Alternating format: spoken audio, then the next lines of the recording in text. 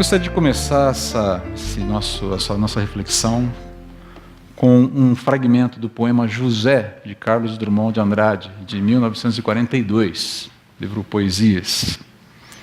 E agora, José? A festa acabou, a luz apagou, o povo sumiu, a noite esfriou. E agora, José? E agora você? Você que é sem nome, que zomba dos outros, você que faz versos, que ama, protesta? E agora, José? Nesse poema aqui de Drummond, José é um personagem fictício, usado para retratar aí a desilusão e a falta de esperança do homem moderno. Agora, lembre-se, Drummond está escrevendo esse poema em 1942, no meio de um conflito armado mundial. A sensibilidade poética dele registra o momento em que ele vive, mas também registra um pouco da própria cosmovisão de Drummond. Uma visão talvez existencialista / nihilista, alguém que está tentando encontrar uma razão para viver e eventualmente, quando percebe que essa razão foge, começa a considerar que talvez a morte seja uma boa saída. Isso é o nihilismo, né? O José aqui de Drummond, e alguns diriam aqui, o Drummond aqui em José, ele está num beco sem saída. Ele realmente está num beco sem saída. Eu nem coloquei o resto da poesia porque ela é deprimente demais aqui. Drummond é um gênio da poesia, tá? Quero deixar bem claro isso. Registrar aqui, o homem sabe escrever. O homem sabe mexer com as palavras. Mas, às vezes, você tem que ler um poema por vez, ou às vezes até fracionar. Já que a gente está na época de fracionamento de algumas coisas nesse país, fracione o poema para não ficar desgostoso o resto do dia com ele. Tá? Mas a ideia é essa. Né? Mas o José de Drummond está encurralado, ele está desesperado, porque ele percebe que a beleza da vida, ela é um fiasco, é uma mentira, é uma fantasia, é um idílio, não dá para confiar nisso. E daí vem a pergunta, e agora, José? Como dar fim ao desespero de uma vida sem propósito, no mundo sem sentido, no mundo perturbador? Prosseguir vivendo por quê? Prosseguir vivendo para quê? E em certo ponto do poema, que eu não coloquei aqui, Drummond escreve que não há teogonia. Aí você fala, eu acho que teogonia tem alguma coisa a ver com Deus, porque tem teo ali no meio, né? Tem. Basicamente o que ele está querendo dizer é assim, olha, não há Deus. Não há sentido para essa coisa chamada fé. E contar com o auxílio divino é quase tão útil quanto tentar enxugar gelo. Não funciona. Não serve para nada. Essa é a ideia aqui. E o poema encerra como começou, né, com perguntas perturbadoras, sem propor qualquer solução, pois para Drummond não há resposta, apenas perturbação e desespero.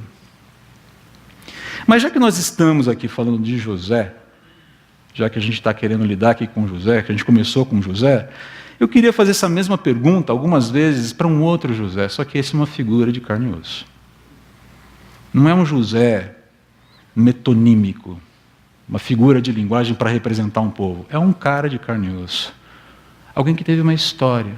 Alguém que enfrentou dramas reais. Alguém que experimentou cenários perturbadores reais, que teve que tomar decisões graves dentro desses cenários, e algumas dessas decisões trouxeram implicações complicadas para ele mesmo.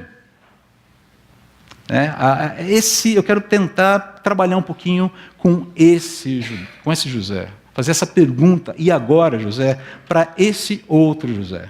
Será que esse José de carne e osso ele é capaz de atestar a teologia da música cantada aqui pelo grupo de louvor há pouco? Obrigado, gente, ficou muito legal mesmo, gostei mesmo. Ficou muito joinha. Tá? Será que a música que eles cantaram aqui faz sentido? Ó, como é boa, como é bela a vida, quando ocorre tudo sempre a mais.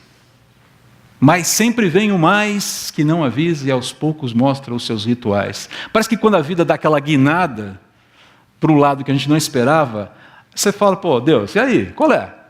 Cadê tu? Né? Dando uma de gaúcho aqui. Bate cartão, vem trabalhar, Senhor.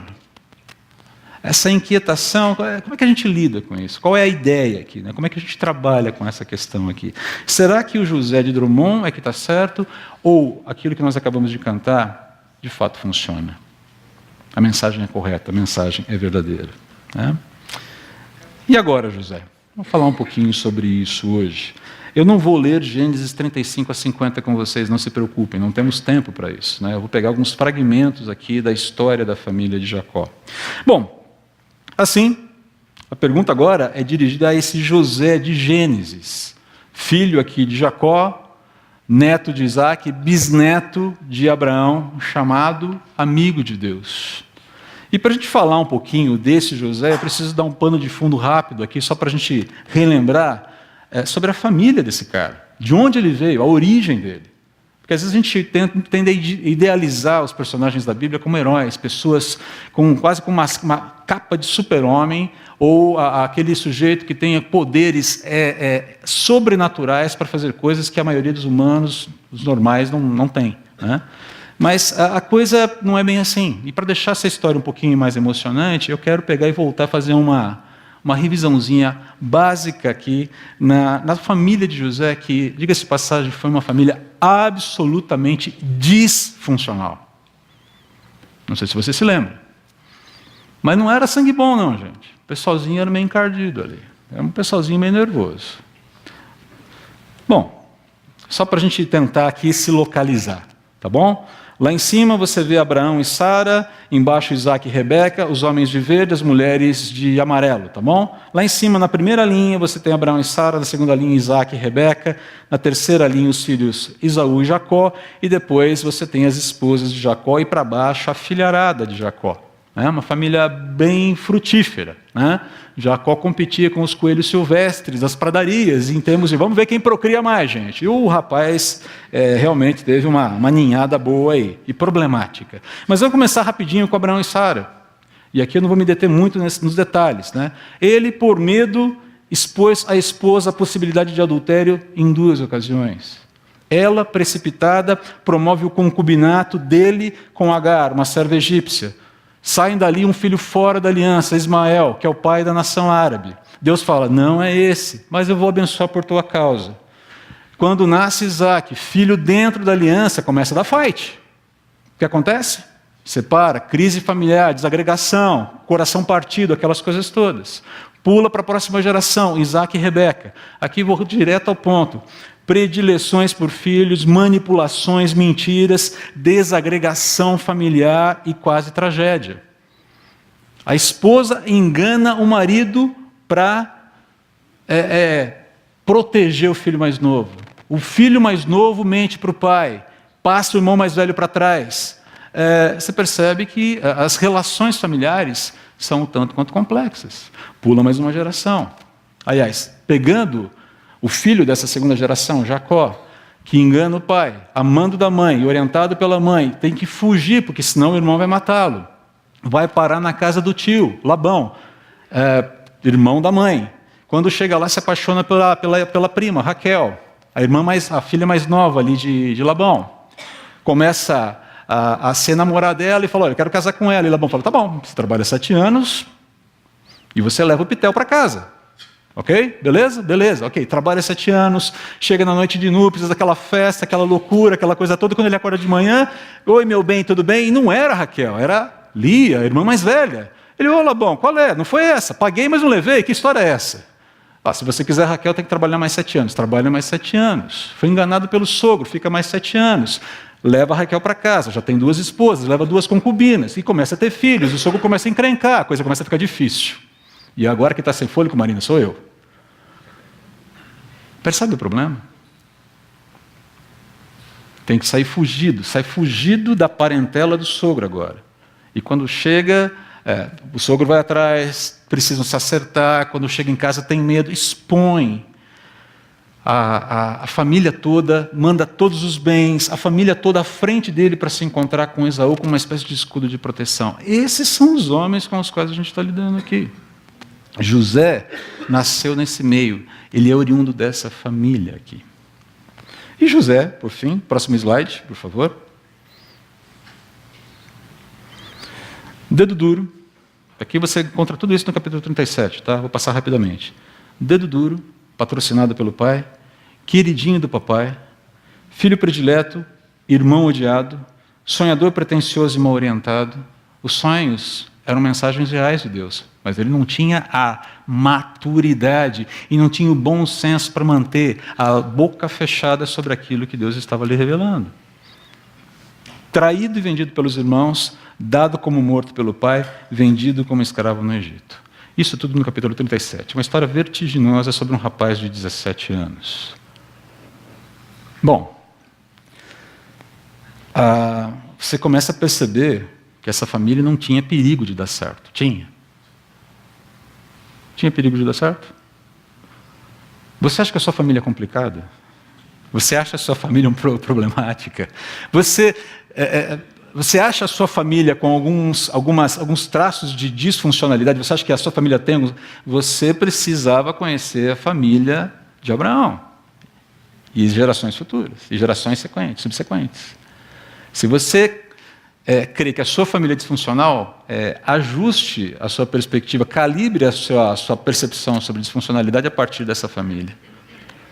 José está nesse meio aí. É desse meio que nasce José. Mas eis o ponto aqui, queridos. Eis o ponto. Deus, como o Senhor da história, Ele não chama pessoas perfeitas para andar com Ele. Esse é o primeiro ponto que eu quero destacar aqui. Ele as chama onde elas estão, como estão, para então transformá-las. Essa é a dinâmica de ação de Deus. Até porque gente perfeita não existe, não é verdade? Algum perfeito aqui, por favor, queira se manifestar? Não. E quem se acha perfeito, incorre em dois erros. Ou um ou outro erro, talvez até os dois, não sei. Ou é o seu próprio Deus, ou acha que Deus lhe deve alguma coisa. E Deus não deve absolutamente nada para ninguém. É por isso que tudo que Ele nos dá é chamado de graça, é categorizado como graça e nada além de graça. Mas a gente que se acha perfeita. Não é o nosso caso aqui, eu creio. Deixa eu ler essa sentença aqui, eu achei melhor colocar isso num slide para você me acompanhar. Deus chama para caminhar consigo gente imperfeita. Gente que responderá ao seu chamado com arrependimento e será perdoada e justificada de seus pecados mediante a fé em Jesus. Para quê? Com uma seguinte finalidade: para que a graça, a glória e a soberania do único e verdadeiro Deus Trino, Senhor da história, fiquem absolutamente evidentes a todos os homens.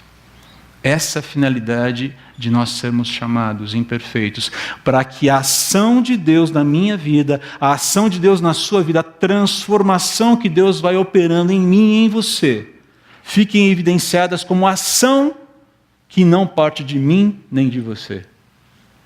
Somos vasos que estão sendo cheios, somos vasos que estão sendo transformados, reformados, ajustados, melhorados. Mas não somos nós os autores das nossas perfeições.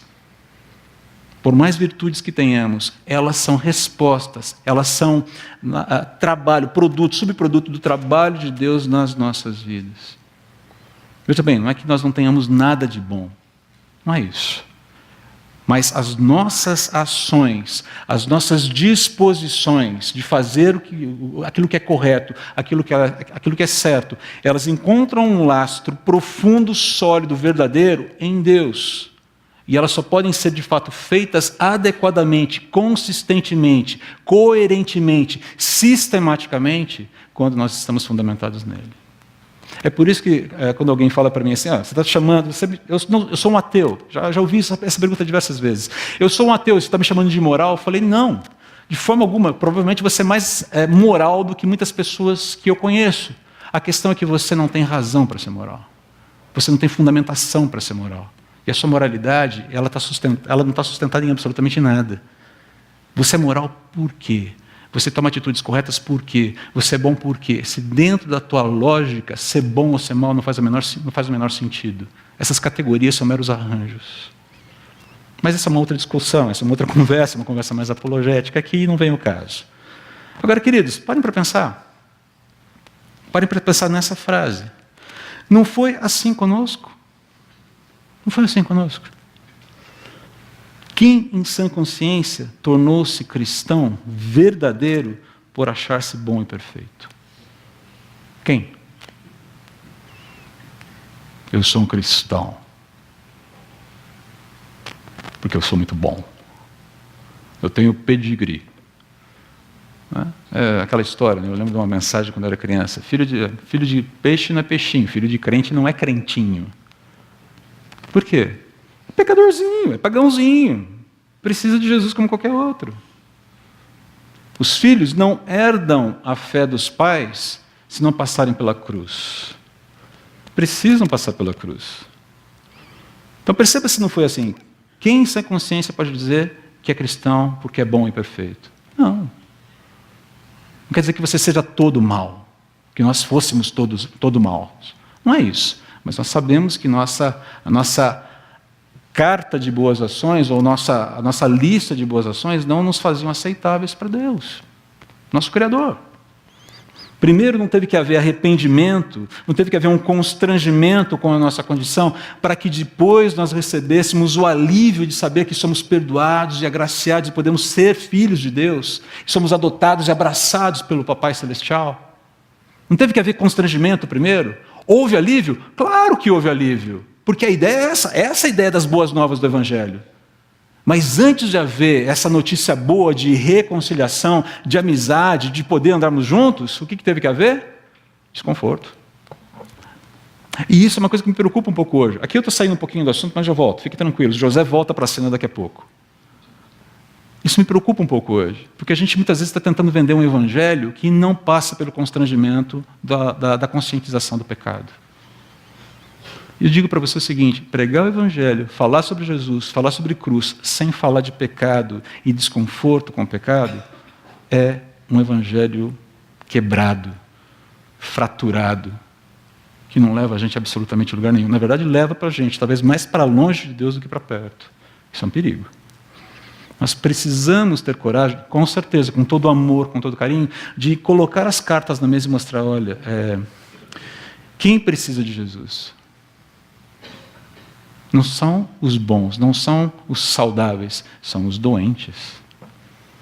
E isso é uma alusão àqueles que entendem a sua realidade pecaminosa e se refugiam na graça de Deus, porque sabem que é só Ele quem pode tratar, perdoar, tratar, salvar e transformar para que a gente chegue à estatura de varão perfeito um dia. Isso precisa estar na nossa mente. Eu sei, essa é a parte em que o Evangelho ofende as pessoas. Porque ele fala, olha, você é um pecador, você tem um problema. E ninguém quer ouvir isso hoje em dia. Ninguém quer ouvir que é um pecador. Ninguém quer ouvir que tem um problema. Ninguém quer ouvir que é, muitas vezes, um problema. As pessoas querem ser afagadas, elas querem ser acolhidas a qualquer custo. Mas elas não querem lidar com as suas idiosincrasias. E o Evangelho nos chama à razão. Fala, Deus nos mostra da frente do espelho e fala, André, você é isso. Eu quero lavar você. Eu quero limpar você. Deus, eu não vejo nenhuma sujeira aí. Tem sujeira aí, queridão. Olha, o espelho está limpo. Quem está sujo é você. Depois que a sujeira do espelho é retirada, eu consigo ver de fato quem eu sou. Essa é a ideia aqui. Agora, perceba, por que eu estou falando tudo isso? Por que eu estou falando isso? Porque é impressionante ver que nem mesmo o mais perturbador cenário familiar, nem mais o mais perturbador cenário que existe nesse mundo, pode impedir Deus de alcançar alguém que precisa de redenção e abrir os olhos dessa pessoa para que ela veja a sua graça e responda à sua graça. Essas pessoas foram alcançadas em situações talvez mais críticas do que nós. E José vai entrar numa fornalha daquelas agora. Ele saiu do aconchego do mimo do pai para virar um escravo no Egito. Esse é um lugar, ou essa é uma situação em que o coração pode azedar, e pode azedar de uma forma terrível. Será que vai azedar? E agora, José? O que vai acontecer com você? Agora, antes de voltar para José, porque a gente precisa lembrar o seguinte, a questão é que Deus opera esse processo em nós de uma maneira tanto quanto peculiar, lembrando um pouquinho já da situação de José e das nossas próprias crises. Ele não somente chama pessoas imperfeitas, como usa cenários perturbadores, muitas vezes, para nos educar nos seus caminhos. Veja só o Felipe. Vamos lembrar do Felipe. Felipe Nunes, nosso pastor aqui, nosso colega de equipe, queridão de todo mundo. Essa semana estava fazendo um trabalho missionário, levou a galerinha para evangelizar a gente numa cidadezinha no interior de Minas. Está lá na pegada. E de repente, vai desse lado, não sei. E de repente o ai aumenta. E quando vai ver, não tem jeito, cara. Tem que ir para a faca. A pergunta é, você acha que o Felipe, com toda a sua espiritualidade, piedade, gostou de passar por uma cirurgia? Nossa, operando apendicite, que delícia! Não. Bom, eu estava fazendo o serviço do Senhor. Agora, com certeza, esse cenário desconfortável para ele, para a Rayana, e para a gente também, porque é uma pessoa que nós amamos, cuida dos filhos, dos nossos filhos, trabalha com a gente, é um apoio fenomenal para a equipe da igreja. Faz falta para a gente. É ruim não tê-lo aqui hoje, não é verdade? Mas tenha certeza de que, apesar de todo esse cenário perturbador e desconfortável, até mesmo essa situação difícil redunda em honra e glória para o nome de Deus e vai ser usada para que o nome dele se faça mais conhecido. E vai, inclusive, abençoar o próprio Felipe e a Rayana, de uma forma que eu ainda não sei. Mas a lógica de Deus funciona assim. Usando cenários que nós não gostamos para nos abençoar. A questão é o nosso conceito de bênção. A bênção maior de Deus é nos transformar na imagem e semelhança de Jesus. Essa é a maior bênção que nós temos.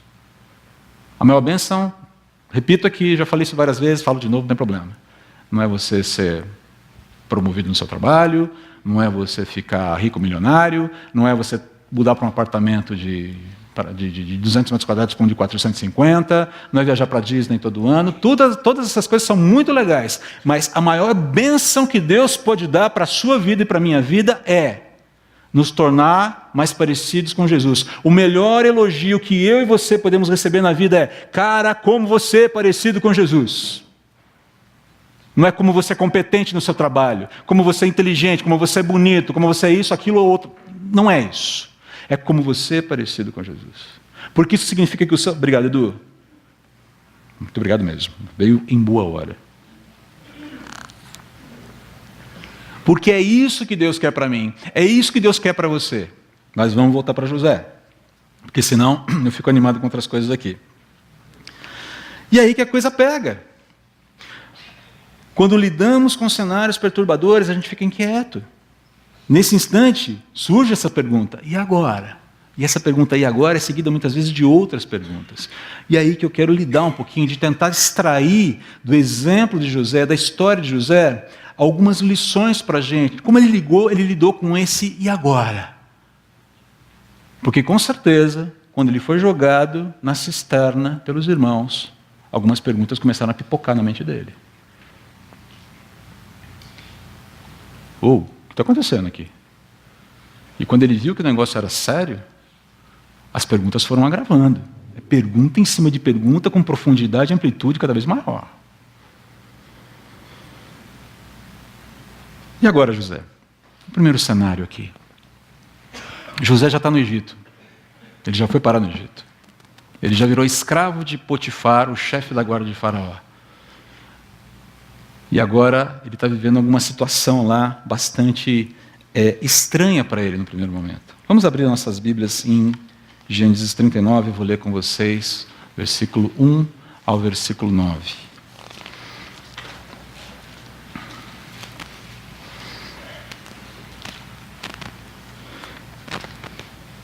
Gênesis 39, versículos 1 a 9. Quando José foi levado para o Egito pelos negociantes ismaelitas, eles o venderam a Potifar, um oficial egípcio. Potifar era capitão da guarda do faraó e rei do Egito. Preste atenção aqui em algumas informações desse texto. O Senhor estava com José. Como? Espera aí, vendido pelos irmãos, tirado do pai, vendido como escravo, vai parar como servo. O Senhor estava com José. Uau! Por isso ele era bem-sucedido em tudo que fazia no serviço da casa de seu senhor egípcio. Potifar percebeu que o Senhor estava com José. A coisa era tão nítida que até um incrédulo percebeu. E lhe dava sucesso em tudo que fazia. Satisfeito com isso, nomeou José seu assistente pessoal e o encarregou de toda a sua casa, de todos os seus bens. A partir do dia em que José foi encarregado de toda a casa, de todas as propriedades de Potifar, o Senhor começou a abençoar a casa do egípcio por causa de José. Tudo corria bem na casa e as plantações dos animais prosperavam. Assim, Potifar entregou tudo que possuía aos cuidados de José e, tendo como administrador, não se preocupava com nada, exceto com o que iria comer. Quem não queria um funcionário assim, né? Cara, só me preocupo com a comidinha do dia. O resto, o cara dá conta. Show, né? Disputada tapa um funcionário assim. José era um rapaz muito bonito. E de bela aparência. E logo a esposa de Potifar começou a olhar para ele com desejo. Venha e deite-se comigo, ordenou ela. José recusou e disse, meu senhor me confiou todos os bens de sua casa e não precisa se preocupar com nada. Ninguém aqui tem mais autoridade que eu. Ele não me negou coisa alguma, exceto a senhora, pois é mulher dele. Como poderia eu cometer tamanha maldade? Estaria pecando contra Deus. A resposta a essa pergunta aqui, e agora, José, você compensará o seu sofrimento e dor com autogratificação e escapismo? A resposta é clara aqui. Nós vivemos numa era de escapismo, uma era em que o escapismo, o entretenimento é fartamente divulgado, incentivado.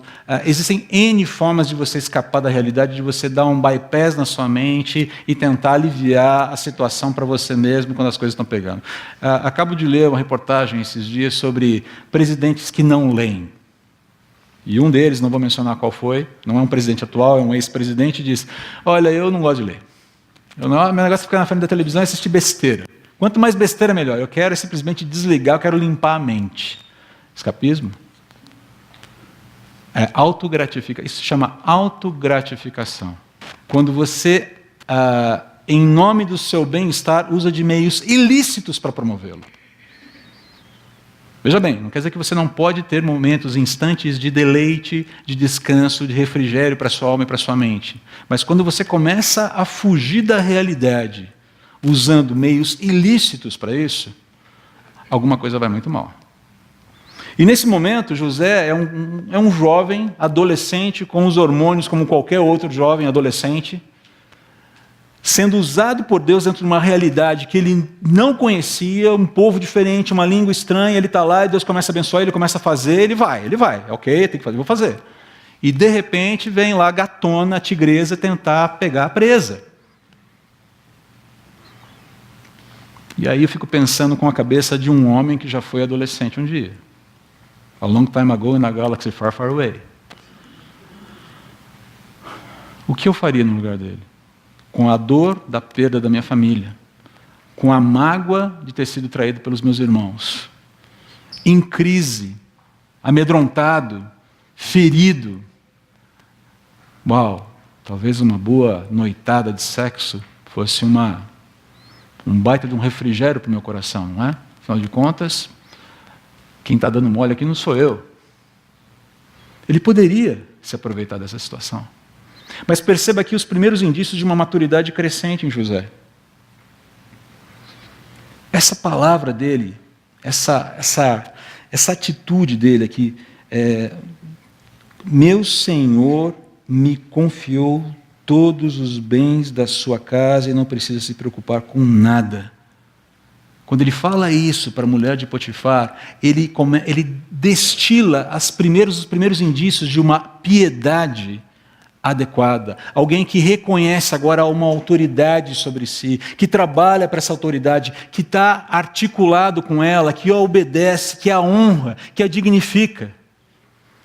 E falei, ele não me negou nada, ele não me negou absolutamente nada. A única coisa que eu não tenho direito de ter nessa casa é a esposa dele. E se eu fizer isso, eu não peco contra ele, eu peco contra Deus.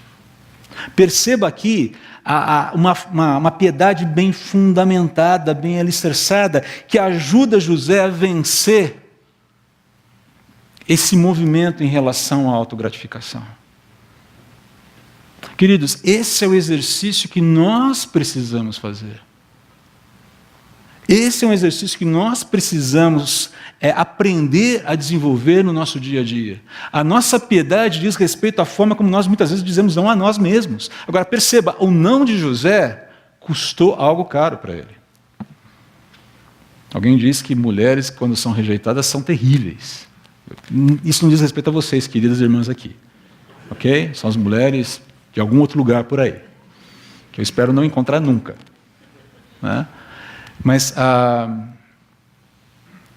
esse coração que se dispõe a ficar fixo, se alinha com Deus e com os seus propósitos, desagrada a gente. E nesse processo de desagradar a gente, você colhe consequências de ter desagradado gente que muitas vezes tem poder para te ferir.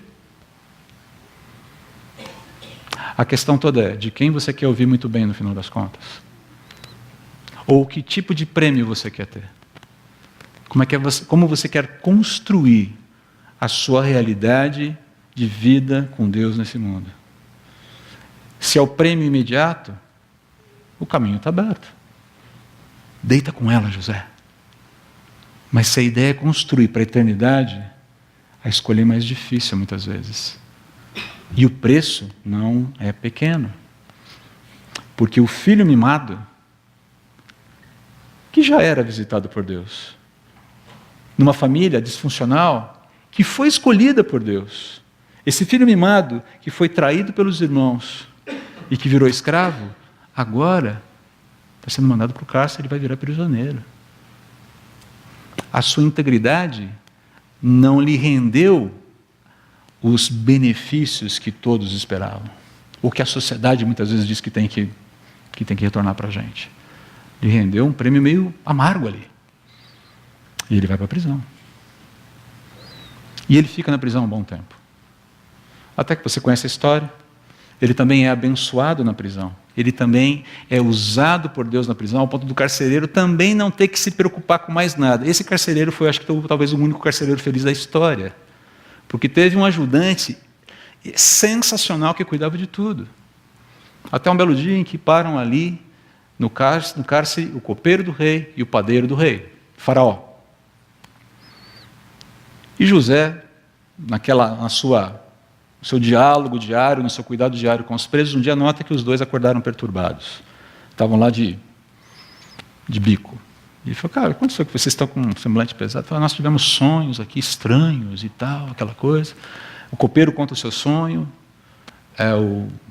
E José tem dá um testemunho muito interessante. Ele falou, não pertence a Deus o poder de revelar sonhos. Contem os sonhos de vocês. Deus vai nos orientar nessa elucidação. E os dois contam. E o resultado do sonho é, o copeiro seria liberto dali a alguns dias e o padeiro seria morto dali a alguns dias. Acontece desse jeito. E aí José chega para o copeiro e fala, olha, por favor, eu estou aqui de forma injusta. Quando você sair daqui, por favor, interceda em meu favor, para que eu possa sair desse lugar, tá bom? O copeiro falou, cara, show, fica tranquilo, conta comigo, tá? Tamo junto. Hashtag tamo junto, cara. Tamo junto, uma pinóia. Voltou, foi reintegrado e esqueceu de José. 2 anos se passaram. 2 anos se passaram. E aí quem sonha é Faraó. E aí você conhece o sonho. O sonho das vacas gordas e vacas magras, e das espigas gordas e espigas magras. E o faraó ficava meio intrigado com aquilo ali. Um dia chamou, reuniu lá a galera na corte e falou, gente, preciso de uma orientação sobre isso, porque esse sonho está me incomodando. E ninguém sabia resolver. E o copeiro lá colocando, ops, ai Senhor, eu me lembro das minhas faltas hoje. Eu me lembro das minhas faltas hoje.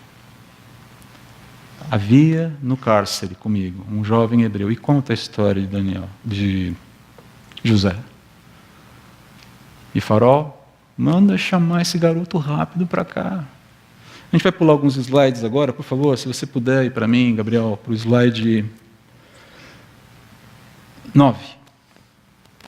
E quando José é introduzido na presença de Faraó, ele tem que lidar talvez com um segundo momento perturbador, uma segunda cena perturbadora ali. Como é que você vai reagir à injustiça? Ou, e agora, José, você vai reagir à injustiça que fizeram com você com arrogância? Ele agora está sendo colocado numa posição de destaque ali, ou, no primeiro momento, apenas alguém que vai dar uma consultoria técnica para Faraó, sobre revelação de sonhos. Apenas um consultor, que sai direto da prisão, inclusive tem que tomar um banhinho, fazer a barba, se apresentar, colocar um paletó, uma gravatinha, aquela coisa toda. Sabe como que funciona, né? Você não sai da prisão e vai falar com o rei do mundo naquela época, vestido como, né? Você tem que colocar lá uma beca. Dar um banhinho de loja em José, e ele vai lá. Você tem que, perceba, ele já está lidando com algumas coisas no coração ali. Por que me chamaram? Qual a finalidade disso? Vamos olhar ali no capítulo 40.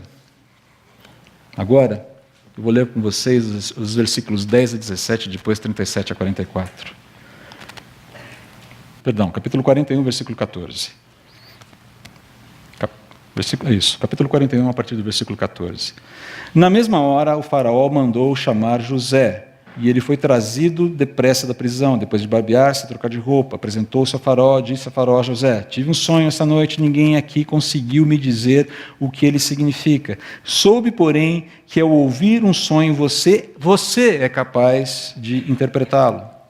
José respondeu, essa capacidade não está em minhas mãos. Pronto. Você recebeu a primeira oportunidade em anos de sair da prisão. Você foi chamado para dar uma consultoria. Deram um banho de loja em você. Você chegou, eu falei, fiquei sabendo que você é o cara. Eu falei, não, eu não sou o cara. Manda ele embora para a prisão, por favor, que não dá. Mas ele fala, José respondeu, essa capacidade não está em minhas mãos, mas Deus pode revelar o significado ao faraó e acalmá-lo. É interessante como José já tinha uma percepção de que essas revelações de Deus, essas informações de Deus, sem uma revelação clara, causavam perturbação nas pessoas. E ele fala, é Deus quem pode trazer qualquer espécie de interpretação que venha dar uma solução para a sua vida. Nesse momento aqui, fica muito interessante essa atitude um tanto quanto honesta, corajosa de José. Porque aqui é o momento em que ele poderia já se apresentar e falar, de fato, faraó, eu sou o cara. De fato, eu sou aquele que pode fazer toda a diferença aqui. Ele vai fazer toda a diferença, mas ele não atribui a si essa possibilidade de fazer diferença. Seguindo o contexto aqui, um pouquinho mais para frente, então o faraó contou o sonho a José, e ele vai falar, ele vai se referir, ele vai trabalhar todo o sonho novamente. Eu vou pular o sonho, eu vou pular para o versículo 26, e depois, para o versículo 25, aliás, depois que o faraó conta o sonho para José, José respondeu, os dois sonhos do faraó, das vacas e das espigas, significam a mesma coisa. Deus está dizendo, perceba aqui as construções de José para o faraó. Deus está dizendo ao faraó de antemão o que vai fazer. As 7 vacas saudáveis e as 7 espigas de trigo cheias representam 7 anos de prosperidade. As 7 vacas feias e magras e as 7 espigas miúdas e ressequidas do vento leste representam 7 anos de fome. Acontecerá exatamente como eu descrevi, pois Deus revelou ao faraó de antemão o que ele vai fazer. Os próximos 7 anos serão um período de grande prosperidade em toda a terra do Egito. Depois haverá 7 anos de fome tão grande que toda essa prosperidade será esquecida no Egito, pois a fome destruirá a terra. A escassez de alimentos será tão terrível que apagará até a lembrança do anos de fartura. Quando a crise aperta, a gente esquece dos tempos de bonança, né? Quanto ao fato de terem sido 2 sonhos parecidos, significa que esses acontecimentos foram decretados por Deus. Olha aqui ele o tempo todo lidando com a soberania de Deus. E ele os fará ocorrer em breve.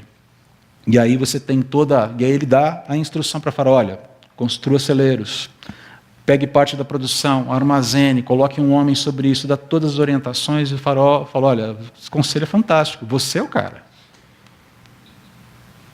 Agora, em nenhum momento você vê aqui José se colocando daquela forma arrogante que era característica na sua adolescência.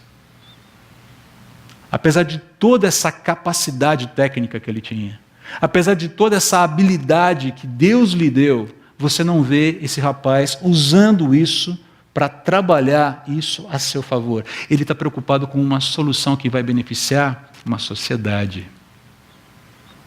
Ele acaba de sair da prisão, gente. Ficou anos injustamente lá. E a preocupação dele é dar uma solução que impacte positivamente a sociedade.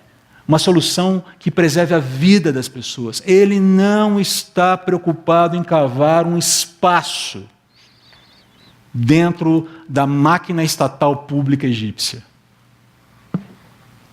Ele quer servir. Ainda que o serviço seja só essa consultoria. Terminou a consultoria, terminou. José, pode voltar para a prisão, obrigado. Ele corria esse risco, ou não? Sim, era prisioneiro. E, no entanto, Deus, ok, José, agora nós chegamos no momento mais interessante aqui. Eu fico imaginando a perplexidade dele, como eu? Você. Você não vê traço de arrogância, você não vê traço de amargura, você não vê traço de alguém querendo, agora vocês vão ver com quantos paus se faz uma canoa, egípcios. Manda chamar Potifar, manda chamar a esposa de Potifar lá. E quando ela entra, ele fala, oi, querida. Não há nenhuma descrição aqui de alguém vingativo usando a máquina a seu favor. Ele se aplica a fazer aquela tarefa que foi desenhada a partir daquilo que Deus revelou. Fantástico isso. Queridos, muitas vezes nós teremos que lidar com decisões, teremos que tomar decisões desse naipe na nossa vida. Alguns anos atrás, há um bom tempo atrás, quando eu ainda era designer, eu lembro que eu fui chamado para uma espécie de startup da época para criar uma solução gráfica para um produto deles. O dono me chamou, entrou em contato, foi indicado para ele, me chamou, fui lá, tal, papapá, e ele tive uma conversa assim maravilhosa com ele, o cara muito jóia, rolou o trabalho, enfim. Mas o que foi mais interessante é que um pouco antes da gente entrar para essa conversa, que durou quase 1h30, ele foi me apresentar a equipe dele, ainda uma equipe enxuta. E quando eu cheguei, tinha uma moça que, quando me olhou, ficou branca. Branca. Mas assim, branca de transparente, pasmada, assustada. E eu a reconheci. Foi uma menina que, durante a faculdade, me caluniou ferozmente dentro da escola. Quase provocou a minha expulsão da escola por uma mentira. Ficou provado que eu era inocente. Mas eu passei um aperto lascado naquela situação. E quando ela me viu, e ele falou, essa é fulana. Ela é trainee aqui. Eu falei, olá fulana, como você está? E na sequência ela vê aquele que ela caluniou de uma forma feia, entrar na sala com o chefe dela para uma conversa de 1h30. Deve ter sido a 1h30 mais tenebrosa que ela passou na vida dela. E eu, durante um tempo, falei, e aí, falo, não falo, falo, não falo, falo, não falo. E a questão é, falar para quê? O que eu ganho? Eu não quero criar aqui qualquer espécie de problema para essa moça, ela já tem problemas suficientes para lidar. E quando eu saí, fiz questão. Gente, tenha um bom dia. Sucesso para você. Força aí. Eu sei que a área de design é difícil. Você vai vencer. Força. Fique em paz. Vai ficar tudo bem. Ela esboçou um sorriso, não sabia se chorava, se ria. Não sabia se ficava mais preocupada ainda. Agora, porque o André é bom? Não. Mas porque Deus trabalhou claramente. Falou, e aí, cara? Você vai usar da sua posição agora. Você vai reagir à injustiça com arrogância agora que você tem a possibilidade de dar o troco? Não, Senhor. Eu tenho vontade. Eu sei que você tem vontade. Mas você sabe que isso não vai te levar a absolutamente nada e não vai construir, não vai colaborar para que o caráter do Senhor Jesus seja construído em você. Mas você precisa estar dependente de Deus para fazer isso, porque sozinho ninguém faz. Sozinho ninguém faz. Vamos para o terceiro cenário e último. A gente vai pular agora, Gabi, para o... Isso, esse mesmo. Obrigado. Talvez o cenário mais difícil para José. E agora, José, você utilizará o seu poder para salvar ou aniquilar? No capítulo 42, peço que você abra lá, capítulo 42, eu vou ler alguns fragmentos do capítulo 42 e depois um fragmento do capítulo 45, para nós caminharmos para terminar aqui. Quando Jacó soube que no Egito havia cereais, disse a seus filhos, aqui já estamos nos 7 anos de fome, ok? Os 7 anos de fartura já passaram, os celeiros do Egito já estão cheios, a fome começou a proliferar no mundo, e a fome bate lá na família de Jacó, lá na Palestina. Quando Jacó soube que no Egito havia cereais, disse a seus filhos, por que vocês estão aí parados? Estava todo mundo lá olhando, sei lá o quê, né? Olhando uns para os outros. Ouvi dizer que há cereais no Egito, desçam lá, até lá, e comprem cereais em quantidades suficientes para nos mantermos vivos. Do contrário, morreremos. Então os 10 irmãos mais velhos de José, aqueles 10 irmãos mais velhos, desceram ao Egito para comprar cereais. E agora, pulando aqui para os 6 a 8. Uma vez que José era o governador do Egito e o encarregado de vender cereais a todos, foi a ele que seus irmãos se dirigiram. Quando chegaram, curvaram-se diante dele, com o rosto no chão. José reconheceu os irmãos de imediato, mas fingiu não saber quem eram e lhes perguntou com aspereza, de onde vocês vêm? Da terra de Canaã, responderam eles. Viemos comprar mantimentos. Embora José tivesse reconhecido seus irmãos, eles não o reconheceram. José se lembrou dos sonhos que tivera a respeito deles muitos anos antes e lhes disse, vocês são espiões, vieram para descobrir os pontos fracos de nossa terra. E aí começa uma epopeia um tanto quanto complexa. Os próximos 3 capítulos, se você gosta de novela, não chega nem perto disso aqui. Tal é a intensidade dramática, você fala, o que vai acontecer agora? O que José vai fazer? Tchan, tchan, tchan, tchan. Porque literalmente, quando ele vê os irmãos, ele se lembra dos sonhos. Ele viu os feixes dos irmãos se prostrarem. Ele lembra dos sonhos que o colocavam numa situação de destaque perante os irmãos. E ele vê agora o cumprimento daqueles sonhos. Os irmãos não sabem quem ele é, mas ele vê. O ofendido sempre lembra da ofensa, ok? Tenha isso em mente. Essa história de que quem perdoa esquece, isso é balela. Você decide não usar a ofensa contra o ofensor, mas jamais você se esquece da ofensa. Você decide perdoar o ofensor de qualquer espécie de compensação pela ofensa que ele cometeu contra você. Mas a memória fica nítida. Quando a palavra de Deus fala que o Senhor, nosso Deus, lança os nossos pecados, as nossas faltas no mar do esquecimento, significa que Ele continua se lembrando, sim, mas Ele não usa isso mais contra nós. Mas as nossas atitudes, as nossas ações são lembradas. Deus não sofre de amnésia. Só que agora, é interessante ver que José, aquele homem que tinha há pouco tempo atrás dado nome para os filhos de Manassés e Efraim, dizendo: Deus me fez esquecer da minha parentela e me fez prosperar na terra da minha aflição. Esse José, que dando nome aos filhos, está dizendo: a minha vida está resolvida, o meu problema está resolvido, sou um funcionário público de sucesso, sucesso bateu na minha porta e agora eu posso viver a vida numa boa. Esse cara agora, ele é visitado talvez pelo seu maior fantasma. E agora, José? Você vai utilizar o seu poder para salvar o aniquilado. Perceba que ele pode simplesmente falar, ele já começa: vocês são espiões. E há muita discussão sobre o porquê José começa a fazer esse jogo com os irmãos, esse jogo de meses aqui, meses, em que ele vai testando os irmãos, vai tentando entender onde é que o coração dos irmãos estão. E eu creio que, de fato, ele está procurando entender: será que esses caras mudaram? Será que houve alguma espécie de arrependimento neles? Será que eles se agonizam? Eles sofrem com o que eles fizeram comigo? Ou será que está tudo bem? Tá tudo... E ele percebe que os irmãos carregam essa culpa de uma forma atroz. Carregam essa culpa de uma forma pesada. Mas eu creio também que José está lidando com seus próprios sentimentos aqui.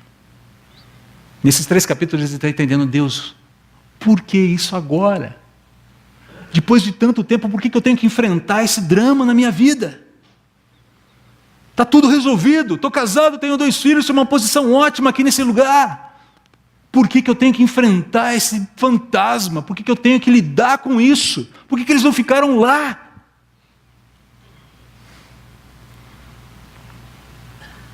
Mas faz parte do tratamento de Deus nos colocar de frente com os nossos maiores dramas, muitas vezes.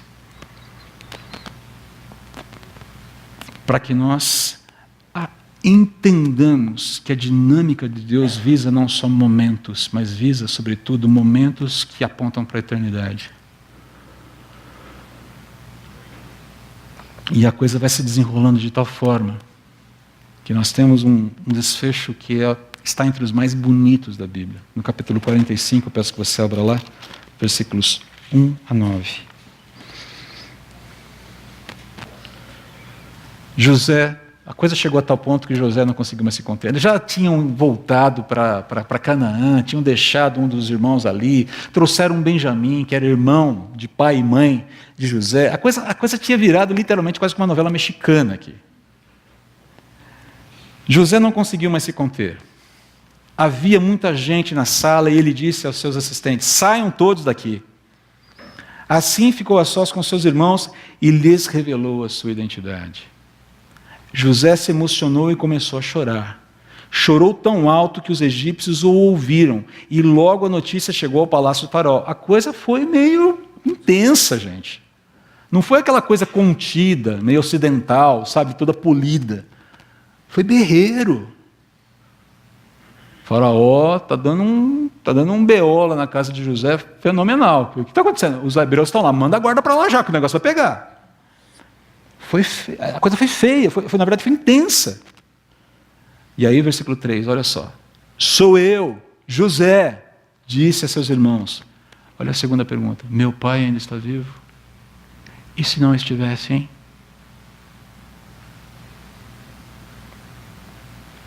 Mas seus irmãos ficaram espantados ao se dar conta de que o homem diante deles era José e perderam a fala. Pudera? Cheguem mais perto, disse José. Quando eles se aproximaram, José continuou: eu sou José, o irmão que vocês venderam como escravo ao Egito. Perceba, José não está aqui esquecendo o passado, ele não está esquecendo aqui a falta. Ele está lidando com ela de forma objetiva, de forma assertiva, de forma transparente. Mas perceba onde isso vai dar. Agora não fiquem aflitos ou furiosos uns com os outros por terem me vendido para cá. Foi Deus quem me enviou adiante de vocês para lhes preservar a vida. A fome que assola a terra 2 anos continuará por mais 5 anos, e não haverá plantio nem colheita. Deus me enviou adiante para salvar a vida de vocês e de suas famílias e para salvar muitas vidas. Olha a compreensão do projeto de Deus para ele. Portanto, foi Deus quem me mandou para cá e não vocês.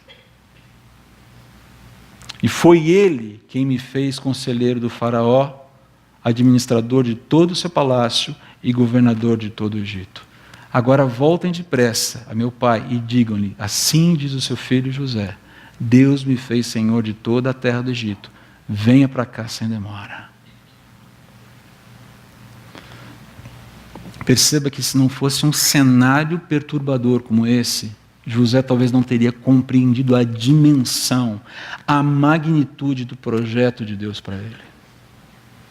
Muitas vezes nós seremos empurrados, meus queridos, para situações que não gostamos. Viveremos experiências difíceis, para só depois perceber o quanto elas valorizaram, o quanto elas contribuíram, o quanto elas somaram para a nossa compreensão, para a nossa disposição de servir a Deus dentro do seu projeto, do seu propósito eterno para as nossas vidas.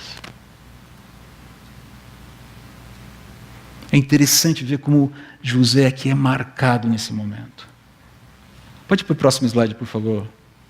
Não, volta para o outro, por favor. Isso.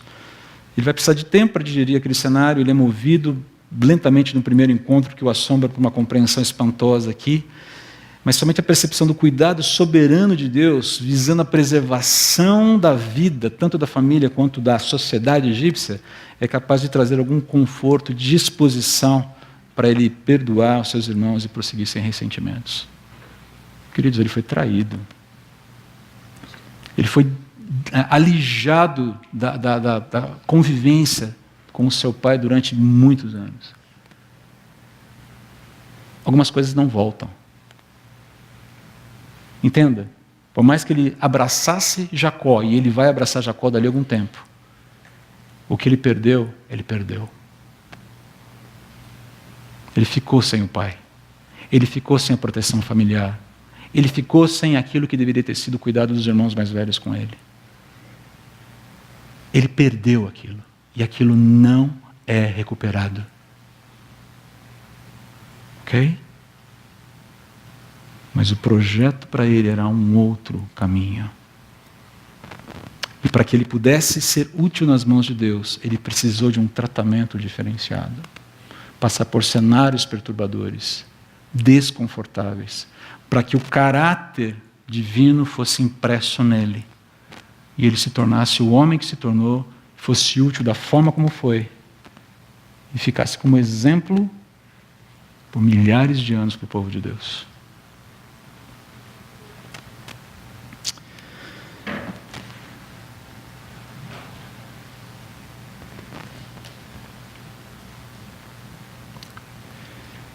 Eu quero pular aqui para o último slide, por favor, Gabi, para a gente terminar. E agora? Poderia colocar uma vírgula e na sequência você coloca o seu nominho aí. E agora, André? E agora, Bruno? Caio? Jorginho? Jorge? Lu? Pega a família toda. Abudes? E agora, Abudes? E agora, Limas? E agora, Oliveiras? Desculpe, gente, não vou poder falar o nome de todo mundo, senão a gente termina amanhã isso aqui, né? E agora? Como você decide sair daqui hoje? Conhecedor de que Deus opera dessa forma. Que faz parte da sua natureza divina usar cenários perturbadores para nos ensinar, para nos educar, para nos fazer crescer, para nos treinar, para sermos aquilo que Ele quer que sejamos. Como é que você decide sair daqui hoje? Olhando para a realidade como se Deus devesse algo para você? Alimentando aquela cultura de vitimização? Às vezes a gente é vítima mesmo, ok? Às vezes a gente é vítima. Não tem como. Mas uma coisa é você ser vítima, outra coisa é você ser vitimado pela cultura da vitimização. São coisas bem diferentes. Você decide sair daqui olhando para a realidade como se Deus te devesse algo, ou você decide sair daqui olhando para a vida, incluindo aí os cenários perturbadores, como presentes, como oportunidades. Oportunidades de Deus para que o cumprimento da sua vontade na sua vida se realize. Eu não nego aqui a genialidade do Drummond, como eu falei agora há pouco. Mas eu rejeito totalmente a teologia dele. A teologia dele é ruim. A poesia é boa, mas a teologia é má. É ruim. A pergunta, e agora, José, só pode ser adequadamente respondida, queridos, considerando que Deus nos ensina sobre cenários perturbadores e a sua ação soberana nesses cenários. E o que ele ensina para a gente, sempre ensina, é que ele está sempre presente, seja com o filho mimado com o pai, que se transforma prisioneiro, que se transforma escravo, que depois é prisioneiro, e que depois é alçado a uma posição de governo. Deus está sempre presente, Ele está sempre no controle, Ele continua sendo bom, Ele continua sendo Deus. Vamos orar.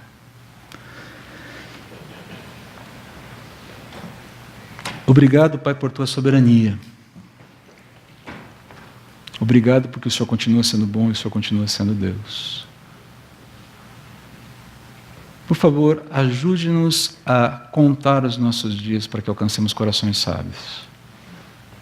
Ajude-nos a perceber, Pai, na medida em que for adequado que percebamos, o quanto o Senhor está agindo, mesmo em situações onde somos colocados e não gostamos de permanecer. Que o teu coração, que o teu cuidado com cada um aqui seja renovado, que a tua boa mão sobre cada um aqui seja intensificada, e que cada família, cada pessoa, cada filho teu aqui, perceba o quanto, mesmo em cenários perturbadores, o Senhor continua a amá-los e a cuidar deles de maneira impressionante. E que apesar de todas as questões que se colocam, muitas vezes nos inquietando com relação à vida, o Senhor não perdeu o controle de nada, a nossa vida não está descontrolada, desgovernada, e nós podemos continuar contando com um Deus que cuida, que ama, que cura, que sara, que santifica. Nós te louvamos pelo teu cuidado conosco. E nós pedimos ao Senhor que nos ajude a lidar com esses cenários perturbadores de forma renovadamente confiante. É a nossa oração em nome de Jesus. Amém.